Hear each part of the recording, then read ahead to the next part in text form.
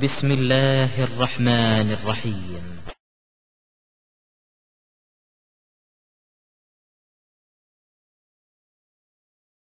அல்ஹம்துலில்லாஹ்.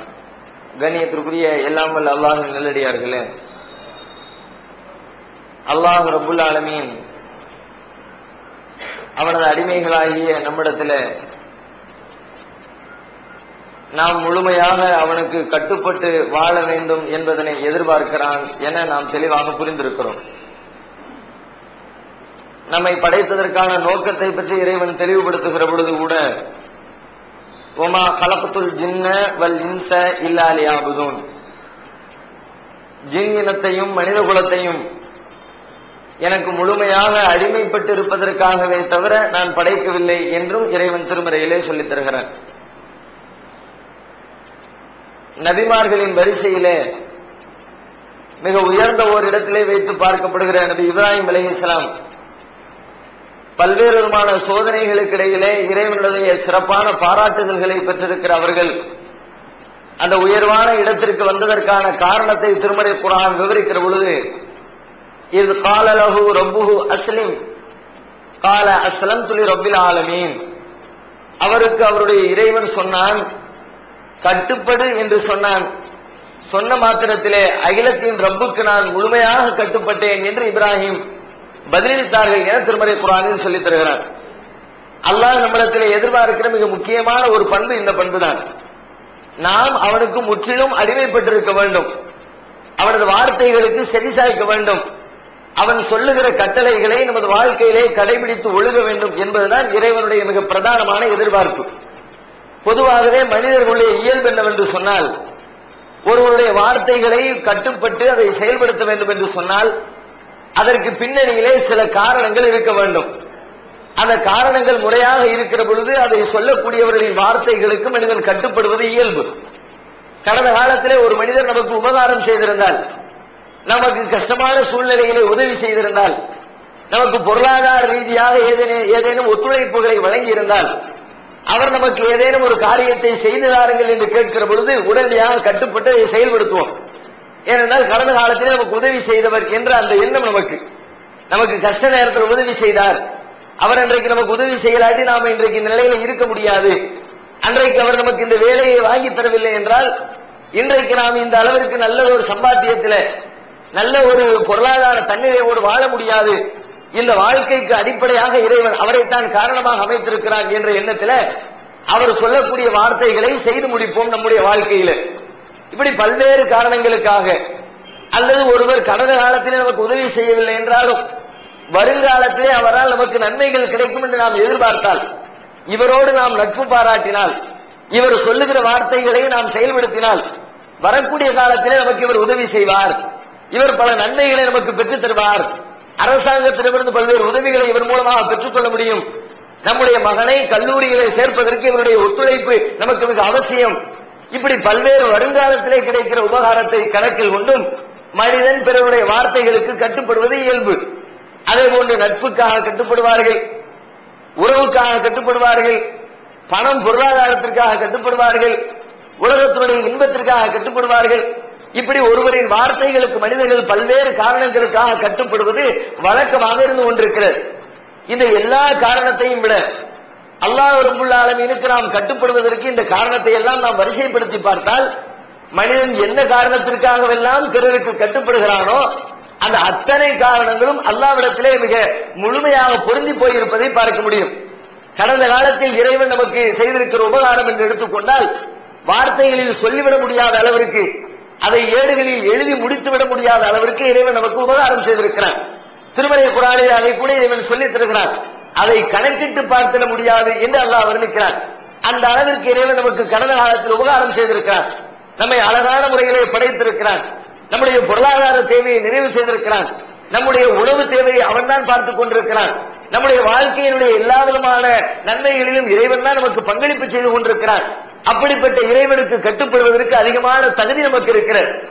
அதே போன்று வருங்காலத்தில் இறைவன் நமக்கு செய்ய இருக்கக்கூடிய பாக்கியங்கள் என்று எடுத்துக்கொண்டால், மரணத்திற்கு பிறகு வரக்கூடிய வாழ்க்கையிலுமே இன்பமயமான வாழ்க்கையை சுவனத்தை தயாரித்து வைத்து நீங்கள் நல்லறங்கள் செய்து வந்தால், எனக்கு கட்டுப்பட்டு வாழ்ந்து வந்தால் மரணத்திற்கு பிறகு உங்களை அந்த சுவனத்திலே நான் நுழைய செய்வேன், இன்பமான வாழ்க்கையை உங்களுக்கு தருவேன், கஷ்டமும் இல்லாமல் சுகமாக நீங்கள் வாழ்க்கை அனுபவிக்க முடியும் என்று சொல்லி வருங்காலத்திலே அவன் மூலமாக நமக்கு நன்மை கிடைக்கும் என்பதையும் திருமறை குர்ஆனிலே இறைவன் நமக்கு சொல்லித் தருகிறான்.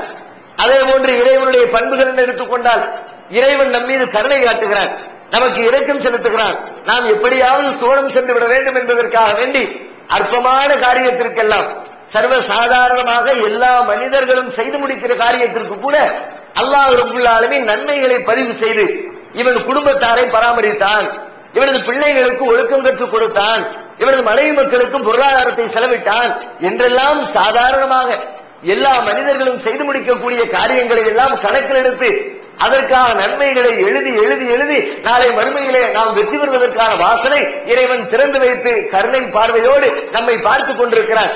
அப்படியானால் இறைவனுக்கு முழுமையாக கட்டுப்படுவதற்கு எல்லா விதமான சாத்தியக்கூறுகளும் எல்லா விதமான காரணங்களும் பொருந்தி போகிறது. இந்த காரணங்களை எல்லாம் விட ஒருவர் இன்னொருவரின் வார்த்தைகளுக்கு கட்டுப்படுவதற்கு நாம் என்ன காரணங்களை எல்லாம் சொல்லுகிறோமோ இந்த காரணங்களை எல்லாம் விட மிக முக்கியமான ஒரு காரணம் இருக்கிறது. அதுதான் பயம் என்ற காரணம். பொருளாதார காரணத்தை விட, உறவு என்ற காரணத்தை விட, கடந்த கால உபகாரம் என்ற காரணத்தை விட, வருங்கால நன்மைகள் என்ற காரணத்தை விட ஒருவர் மீது நமக்கு பயம் ஏற்பட்டு விட்டால், அச்சம் வந்து விட்டால், அந்த அச்சத்திற்காக யாரையும் தூக்கி எறிந்துவிட்டு அவர் அந்த அச்சத்திலிருந்து நாம் தப்பிப்பதற்காக எல்லா விதமான வேலைகளையும் செய்து முடிப்போம். மனிதனுடைய இயற்கை அம்சத்திலே ஊறி போயிருக்கக்கூடிய பண்பு இந்த பண்பு. மனிதன் இன்பத்தை தேடி ஓடுகிறான், ஆனால் அந்த தேடி ஓடக்கூடிய சூழ்நிலையில் காவல்துறையினத்திலே மாட்டிக்கொண்டார் என்று சொன்னார். ஒரு விடுதியிலே சென்று வேறொரு பெண்ணோடு விபச்சாரத்திலே உல்லாசமாக ஈடுபட்டுக் கொண்டிருக்கிற நேரத்தில் காவல்துறை ரெய்டு வந்துருது. அந்த நேரத்தில் ஆசை ஆசையாக ஓடி சென்றவன், தனது இன்பத்தை பூர்த்தி செய்து கொள்வதற்காக வேண்டி பல்வேறு வழிமுறைகளை நாடியவன் கையும் களவுமாக மாட்டிக்கொண்டு விட்டோமோ என்று அச்சம் வருகிற பொழுது அதிலிருந்து எப்படியாவது தப்பிக்க வேண்டுமே, இனிமே இந்த விஷயத்துல காலை வைக்க கூடாதுப்பா, காவல்துறை இடத்துல மாட்டிக்கொள்ள வேண்டிய ஒரு சூழ்நிலை ஏற்பட்டுருச்சு என்று சொல்லி அந்த நிமிடத்தில் அவனுடைய நாடி நரம்பெல்லாம் ஸ்தம்பித்து போகக்கூடிய சூழல் எல்லாம் பல்வேறு கட்டங்களில் பயம் வரக்கூடிய மக்களுடைய உள்ளத்திலே ஏற்படுவதை பார்க்கிறோம். லஞ்ச ஊழலில் பல பேர் ஈடுபடுகிறார்கள். லஞ்சத்தை ரைடு செய்யக்கூடிய அதிகாரிகளிடத்திலே மாட்டிக்கொள்ளக்கூடிய சூழல் ஏற்பட்டால் ஆண்டாண்டு காலமாக பிறரிடத்திலே வழிந்து வழிந்து பிறரை மிரட்டி பிறரிடத்திலே கெஞ்சி அவன் வாங்கி வைத்திருந்த லட்சக்கணக்கான அந்த லஞ்ச பணத்தையும் தூக்கி லஞ்ச ஒழிப்பு அதிகாரிகளிடத்திலே கொடுத்து விட்டாவது தான் தப்பித்து விட வேண்டும் என்ற உணர்வு அவனுக்கு வருகிறது. காரணம் பயம். அதிகாரிகளிடத்திலே மாட்டிக்கொள்வோமோ, காவல்துறையினரிடத்திலே மாட்டிக்கொள்வோமோ, நம்மை கைது செய்து விடுவார்களோ, நம்மை தண்டித்து விடுவார்களோ, நமக்கு பாதிப்புகளை ஏற்படுத்தி விடுவார்களோ என்ற அச்ச உணர்வு எல்லா விதமான காரியங்களையும் செய்து முடிக்க வேண்டும் என்ற உணர்வை அவனுக்கு வழங்குகிறது. சுனாமி பேரலை வருகிறது. அந்த நேரத்திலே மனிதனுடைய நிலைமை எப்படி இருந்தது? கடந்த காலத்தை அப்படியே யோசித்து பாருங்கள். அந்த நிலையிலிருந்து தன்னை தற்காத்துக் கொள்வதற்காக தன்னுடைய உயிர் போய்விடும் என்று அச்சுறுத்தல் ஏற்படுத்தக்கூடிய அந்த தருணத்தில் தன்னை பெற்றெடுத்த பெற்றோராக இருந்தாலும், தன்னால் பெற்றெடுக்கப்பட்ட பிள்ளைகளாக இருந்தாலும், ஆண்டாண்டு காலமாக தான் சம்பாதித்து வைத்திருக்கிற சொத்து பத்துக்களாக இருந்தாலும், நகை நட்டுகளாக இருந்தாலும் அத்தனையும் போட்டுவிட்டு தன் உயிரை காப்பாற்றிக் கொள்ள வேண்டும் என்ற பயத்தோடு அனைத்தையும் விட்டு ஓடிய நிகழ்வுகளை எல்லாம் நாம் கண்கூடாக கண்டோம். கடந்த காலத்திலே கண்டு அறிந்தோம். காரணம் என்ன? உயிர் மீது இருக்கிற பயம். மருத்துவரிடத்திலே செல்கிறார்கள் சில பேர். போய் பார்த்தால் ஒரு மருத்துவத்தை ஏதாவது தேவைக்காண்டி போயிட்டு 200 ரூபாய் பில்ல போட்டார். வந்து புலம்புறாங்க, சாதாரண மேட்ரு, இதுக்கு போய் 200 ரூபாய் போட்டு தீட்டி விட்டாங்க, ஒண்ணுமே இல்ல, வைத்த வழியில் போனோம்பா, ஸ்கேனை எடு, அதை எடு, இதை எடு, ரத்தம் டெஸ்ட் பண்ணு சொல்லிவிட்டு 1500 ரூபாய் பில்ல போட்டுட்டாங்க என்று புலம்பக்கூடிய மனிதர்கள் கூட ஹார்ட்ல ஆபரேஷனு, இதயத்தில் ஓட்டை இருக்கிறது, உடனடியாக அறுவை சிகிச்சை செய்தாக வேண்டும், இல்லை என்றால் 4 மாசம் தான் உனக்கு கெடு என்று கெடு விதித்தார். இல்லாட்டி உன் காலில் வந்து புண்ணு அரிச்சிருக்குது, உடனே காலை எடுத்தாகணும், இல்லாட்டி உனக்கு பெரிய பாதிப்பு ஏற்படும் என்று சொல்லி அவனுடைய உடலுக்கு உயிருக்கு அச்சுறுத்தல் ஏற்படுத்தக்கூடிய ஒரு பாரதூரமான செய்தியை மருத்துவர்கள் சொன்னால் 1000 ரூபாய் 200 ரூபாய்க்கு வயிற்றெரிச்சலோடு அதை வெளிப்படுத்திய அந்த மனிதன் எல்லாம் லட்ச லட்சமாக கொண்டு போய் கொட்ட தயாராக இருக்கிறார். தன்னுடைய வீட்டை அடகு வைக்க தயாராக இருக்கிறார். தன்னுடைய சொத்து பத்துக்களை விற்பனை செய்வதற்கு தயாராக இருக்கிறார். தான் செய்து கொண்டிருக்கிற வியாபாரத்தை பிறரிடத்திலே கைமாற்றி விட்டுவிட்டு அதிலிருந்து கிடைக்கிற பணத்தை வைத்தாவது மருத்துவம் செய்ய வேண்டும் என்ற உணர்வுக்கு தள்ளப்படுகிறார். காரணம், நாம் இறந்து விடுவோமோ, நம்முடைய உயிர் பறிக்கப்பட்டு விடுமோ, நம்முடைய கால்கள் வெட்டப்பட்டு விடுமோ, நம்முடைய உடலுக்கு பாதிப்பு ஏற்பட்டு விடுமோ என்ற பய உணர்வு அவனை அந்த பயத்திலிருந்து விடுதலை பெறுவதற்கு என்னென்ன வேலைகள் செய்ய முடியுமோ அத்தனை வேலைகளையும் மனிதன் செய்வதற்கு தயாராகி விடுகிறான். திருமறை குர்ஆனிலே அல்லாஹ் ரப்பல் ஆலமீன் அவனுக்கு கட்டுப்படுவதற்கு கூட இந்த பய உணர்வை எடுத்து நம்ம மத்தியில பேசுகிறான். நீ பயப்படு, வத்தகு யௌமன் துர்ஜஊன ஃபீஹி இலல்லாஹ். திருமறை குர்ஆனிலே கடைசியாக இறைக்கேறப்பட்ட இறைவசனம். தனி சூரத்துல் பக்ராவில் இருக்கிற ஒரு பெரிய வசனம் ஒன்று இருக்கு. அந்த வசனத்துக்கு மேல இருக்கிற சின்ன வசனம், ஒரு வரி வசனம். வத்தகு யௌமன் துர்ஜஊன ஃபீஹி இலல்லாஹ். ஒரு நாளை பயந்து கொள்ளுங்கள், எந்த நாளில் அல்லாஹ்விடத்திலே நீங்கள் திருப்பப்பட இருக்கிறீர்களோ அந்த நாளை பயந்து கொள்ளுங்கள். பயம் ஏற்படுத்துகிறான். அந்த நிகழ்வு, அந்த நாளுடைய நிகழ்வுகளை சொல்லி சொல்லி நம்முடைய உள்ளத்தில் அச்சத்தை ஏற்படுத்துறான். அல்லாஹ்வுக்கு நாம் கட்டுப்பட வேண்டும் என்று சொன்னால் அந்த நாள் மீது உண்டான அச்சம் நமது உள்ளத்திலே ஆழமாக பதிந்திருக்க வேண்டும். அச்சமில்லாத யாரும் அல்லாஹ்விற்கு கட்டுப்பட்டு வாழ்ந்திட முடியாது என திருமறை குர்ஆன் திட்டவட்டமாக சொல்கிறது. நபிகள் நாயகம் ஸல்லல்லாஹு அலைஹி வஸல்லம் அவர்களிடத்திலே கேள்வி கேட்கிறார்கள், கியாமத் நாள் எப்பொழுது வரும்? அல்லாஹ் அதுக்கு பதில் சொல்றான், யஸ்அலூனக அனி ஸாஅத்தி அய்யான முர்சாஹா. கியாமத் நாள் எப்பொழுது வரும் என்று நபியே உம்மிடத்தில் கேட்கிறார்கள். உமக்கு எப்படி தெரியும்? அந்த விஷயம் உங்களுக்கு எப்படி தெரியும்? ஃபீமா அன்த மின் ذிக்ராஹா இலா ரப்பிக முன்தஹா இன்னமா அன்த முன்திரு மையக்ஷாஹா. உங்களுக்கு அது தெரிய வாய்ப்பில்லை. உங்க வேலை என்ன? இன்னமா அந்த முன்திரு மையக்ஷாஹா, அந்த நாளை பயப்படுகிறவர்களை எச்சரிப்பதுதான் உங்களுடைய வேலை. அந்த நாள் மீது உண்டான பயம் வருவதற்கான எல்லா காரணங்களும், அந்த பயம் எப்ப வரும்? ஒரு பொருள் நம்மை அச்சுறுத்துகிற அளவிற்கு அதுல விஷயங்கள் நிறைந்திருக்க வேண்டும். பாம்பின் மீது பயம் வருகிறது. ஏன்? பாம்பு கொத்தினால் விஷம் தலைக்கேறிச்சுன்னா மரணம். எனவே பாம்பின் மீது பயம் வருகிறது. நெருப்பின் மீது பயம் வருகிறது. ஏன்? நெருப்பில் கைகள் பட்டால் கைகளை கரித்து விடும், உடலை நாசமாக்கி விடும். நெருப்பின் மீது பயம் வருகிறது. இறைவன் அந்த மறுமையை பற்றி சொல்லி அதை பயந்து கொள்ளுங்கள் என்று சொல்லுகிறான்.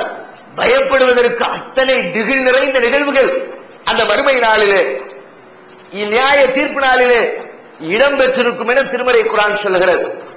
பயம் இல்லாட்டி நமக்கு வாழ்க்கையே இல்லை. இஸ்லாமியனா வாழ்வதற்கான சாத்தியக்கூறுகளே இல்லை.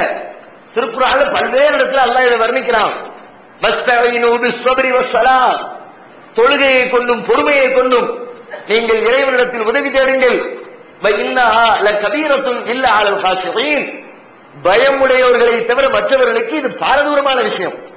தொழுவது என்பது பயம் இருக்கிறவனுக்கு ஈஸியா தொழுதுருவான். பயம் இல்லாதவர் தொழ மாட்டார். பயம் இல்லாதவர் பொறுமையாக இருக்க மாட்டார். பயம் இல்லாதவர் இறைவனிடத்திலே உதவி தேட மாட்டார்.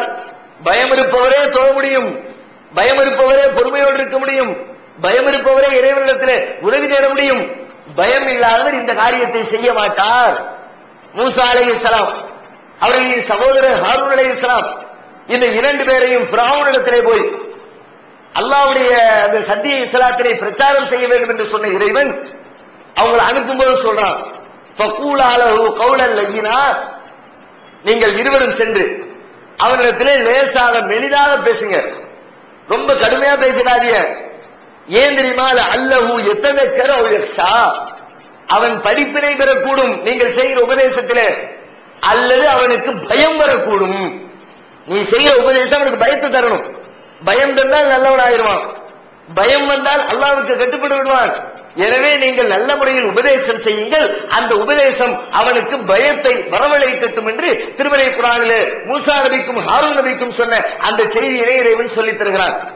அப்படியானால் நாம் இந்த பயம்தான் நமது இஸ்லாமிய வாழ்க்கைக்கு அடிப்படை என்றால், நமது உள்ளத்திலே பயத்தை, அந்த திகில் நிறைந்த நிகழ்வுகளை திரும்ப திரும்ப நினைத்து பார்த்து மறுமையின் மீது உண்டான பயம் நமது உள்ளத்திலிருந்து அகலாமல் என்றென்றும் நிலைத்திருப்பதற்கான வேலைகளில் ஈடுபட வேண்டும். தினம் தினம் அது குறித்த செய்திகளை கேட்டுக் கொண்டிருக்க வேண்டும். திருமறை குர்ஆன் வழியாக படித்துக் கொண்டிருக்க வேண்டும். அதை கேட்டு கேட்டு கேட்டு அந்த அச்ச உணர்வு நமது உள்ளத்திலிருந்து நீர்த்து போகாமல் பார்த்துக் கொள்ள வேண்டிய கடமை ஒவ்வொரு முஸ்லிமுக்கும் இருக்கிறது. மறுமையின் நாளை பற்றி இறைவன் பேசுகிறான். எப்படிப்பட்ட பயம் என்று சொன்னால், பயத்தை ஏற்படுத்துவதற்கு என்ன காரணம்? எங்கே உலகத்திலே நட்பு, உறவு, அன்பு, பண்பு, பாசம், அந்த உறவுக்காக ஒருவரை ஒருவர் விட்டுத் தருகிறார்கள். பல்வேறு சிரமங்களை அனுபவிக்கிறார்கள். தாய் தந்தையின் சுபிட்சமான வாழ்க்கைக்காக மகன் சென்று பொருளீட்டச் செல்லுகிறான். இதுல இருந்து கிரேட் எஸ்கேப் ஆறதுக்கு ஒரு அழகான ஐடியா நானே உங்களுக்கு சொல்லி தர்றேன். அதாவது குருடனாகவும், சப்பானியனாகவும், மூக்கு பெரியனாகவும், கால் உடைந்தனாகவும், கை உடைந்தனாகவும், கூணனு, இது எல்லா குறையும் ஒரே ஆளுக்கு இருக்கும்ல, அவன் வரக்கூடாது அப்படின்னு சொல்லிட்டீங்கன்னா நல்ல ஐடியா. இதுல இருந்து தப்பிச்சிடலாம். நித்திய ஜீவனை அடையக்கூடிய வழி என்னன்னு கேட்டா காட்டி இதுதான் வழிங்கிறீங்க. இதுல நிறைய பொய் இருக்குன்னு கேட்டா ஆமா எங்களுக்கு தெரியுமே, மனித கரங்கள் விளையாடு இருக்கு, ஆமா எங்களுக்கு தெரியுமே அப்படிங்கிறீங்க. அடுக்கடுக்கான கேள்வி கணைகளுக்கு அமைதி காத்த பாதிரியார்கள், படிக்க முடியாத பைபிள் வசனங்கள், கிறிஸ்தவர்களை திணற வைத்த விவாதம் ஒரு டிவிடியாக, விலை ரூபாய் 30 மட்டுமே, கொரியர் செலவு தனி. கிடைக்கும் இடம் TNTJ வீடியோ விஷன், எண் 30, அரண்மனைக்காரன் தெரு, மண்ணடி, சென்னை 1. செல் 9500168989. வெளிவந்துவிட்டது இஸ்லாம் கூறும் குடும்பவியல் ரமலான் மாதம் தொடர் சொற்பொழிவு 5 டிவிடிகளாக, விலை ரூபாய் 150 மட்டுமே, கூரியர் செலவு தனி. கிடைக்கும் இடம் TNTJ வீடியோ விஷன், நம்பர் 30, அரண்மனைக்காரன் தெரு, மண்ணடி, சென்னை 1. பிள்ளைகளுடைய நன்மையான வாழ்க்கைக்காக பல்வேறு தியாகங்களை பெற்றோர்கள் மேற்கொள்ளுகிறார்கள். ஆனால் இதே பெற்றோர்கள் தனது பிள்ளை நன்மை நல்ல முறையில் வாழ வேண்டும் என்று எதிர்பார்க்கிற பெற்றோர்கள், என் பிள்ளைக்கு எதையும் செஞ்சிடாதீங்க, எனக்கு செய்யுங்க என்று பிள்ளைக்கு வரக்கூடிய துன்பங்களை தன்னுடைய தோள் மேல் போட்டுக் கொள்கிற பெற்றோர்கள், மறுமையிலே இறைவன் சொல்கிறான், அந்த நாளில், நியாய தீர்ப்பு நாளில், யௌம யஃபிர்ருல் மர்உ மின் அஹீஹி, ஒரு மனிதன் தன் சகோதரனை பார்ப்பான். பார்த்தால் உலகத்திலே ஆற தழுவான், அன்பு நலம் விசாரிப்பான், குசலம் கேட்டுக் கொள்வான், என்ன செய்தாய், ஏது செய்தாய், வாழ்க்கை எப்படி இருக்கிறது என்று ஒருவரோடு ஒருவர் கருத்து பரிமாறிக் கொள்வார்கள். ஆனால் மறுமையிலே பார்ப்பான், யஃபிர்ருல் மர்உ மின் அஹீஹி, தன் சகோதரனை பார்த்த மாத்திரத்தில் ஓடுவான் விரண்டு.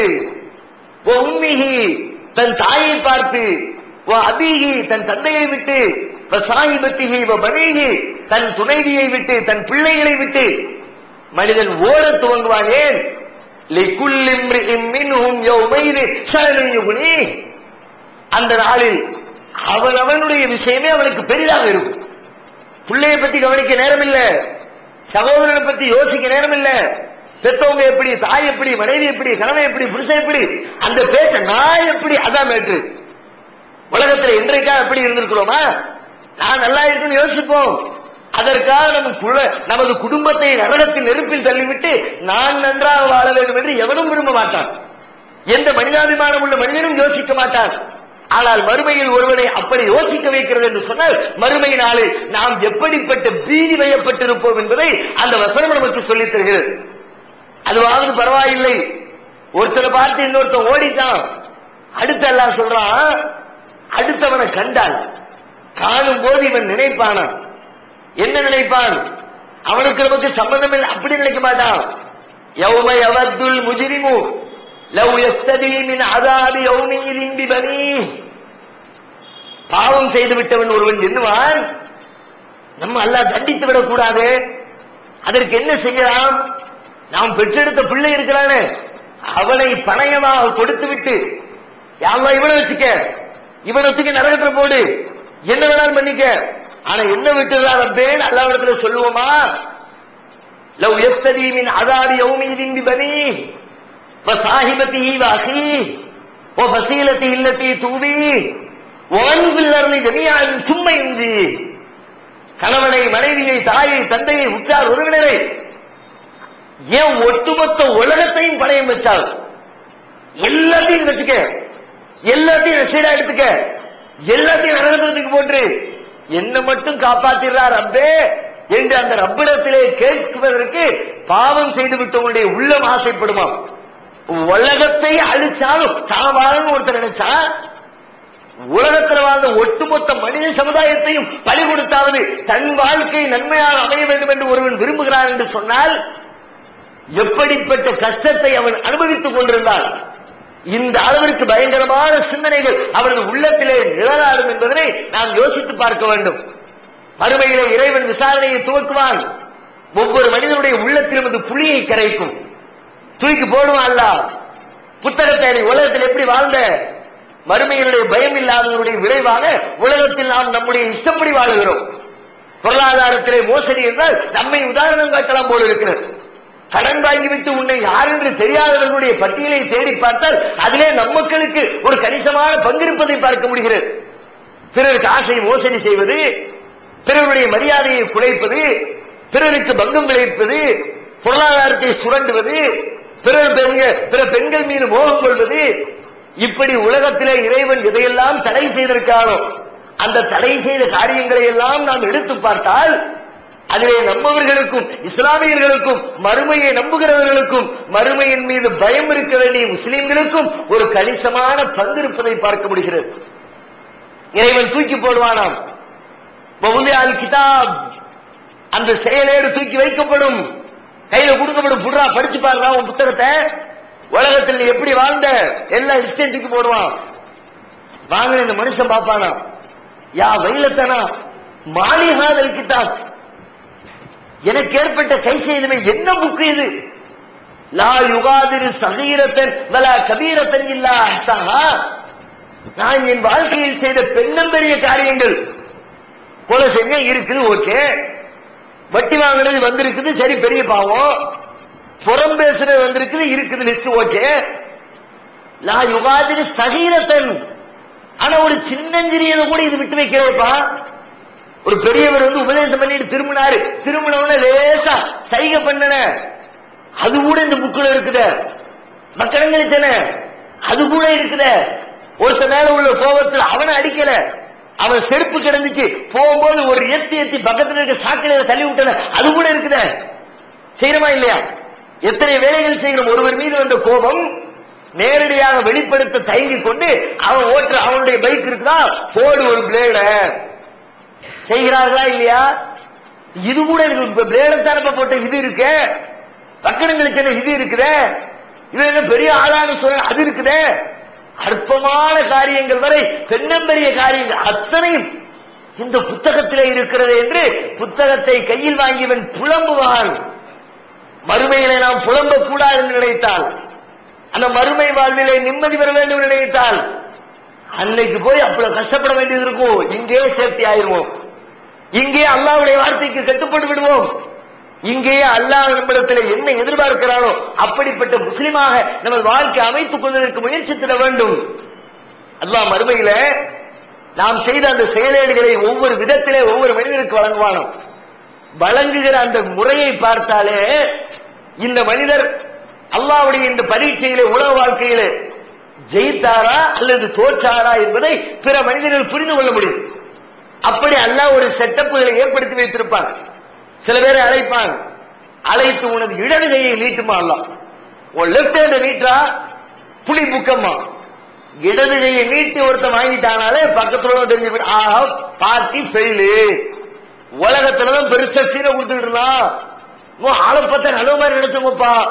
இடது கையில வாங்கியாச்சுனாலே அவருடைய வாழ்க்கை மறுமை வாழ்க்கை பாழாய் போனது சொல்லுவாரா. அல்லாஹ் சொல்றான், அம்மாமன் ஊத்திய கிதாபஹு பிஷ்மாலி, இடதுகரத்திலே தனது புத்தகத்தை வாங்கியவர் ஃபயகூல் யா லைத்தனி லம் ஊத்த கிதாபியா, இந்த புத்தகம் என் கரத்தில் கொடுக்கப்படாது இருந்திருக்க வேண்டுமே.